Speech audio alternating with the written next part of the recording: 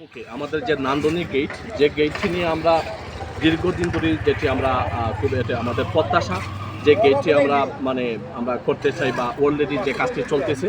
তো আলহামদুলিল্লাহ এই গেটটি এই মুহূর্তে আমাদের এখানে কাজ চলমান, প্রায় 90% কাজ শেষ হয়ে গেছে। আপনারা দেখতে পাচ্ছেন এই গেটের মধ্যে এই মুহূর্তে এই গেটে আছে টাইলসের কাজ প্রায় শেষ পর্যায়ে আছে।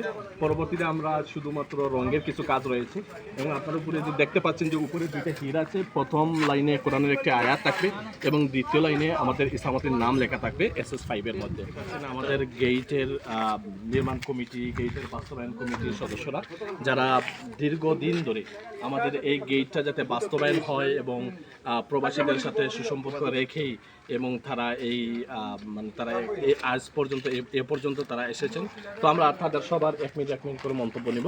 তো আমার কাছে তারার মাধ্যমে হয়েছে। তো আমি আজকে এই সৌন্দর্যের লাগি প্রথম তারারে কৃতজ্ঞতা জানাইলাম পরিষেবার মাধ্যমে এবং আমাদের প্রবাসী ভাই বোনদের অর্থায়নে। আজকে যেটা দৃষ্টান্ত আছে, 4 জন প্রবাসী আজকে যে গেইটে কাজ করতেছেন সেটা আমাদেরকে অভিভূত করেছে।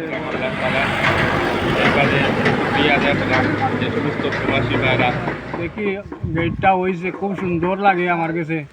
বা আমার যে অনুদান এগুলো আমরা বলার মতো নাই, প্রবাসী ওগুলোর যে অনুদান আমরা দিচ্ছি অনুদানের মাধ্যমে আমরা বাস্তবায়নে রূপ নিচ্ছে।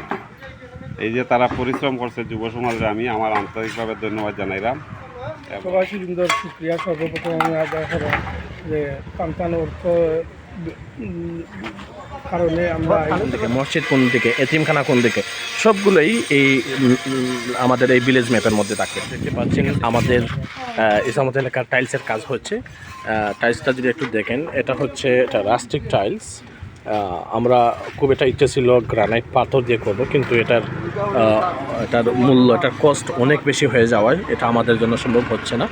এই টাইলসটা একটা স্থাপত্য শিল্পর আদলে, যেহেতু আমরা বলছিলাম এটা বিভিন্ন কারুকার্য আছে, এই জন্য এই টাইলসটাই আমরা আসলে সিলেকশন করেছি।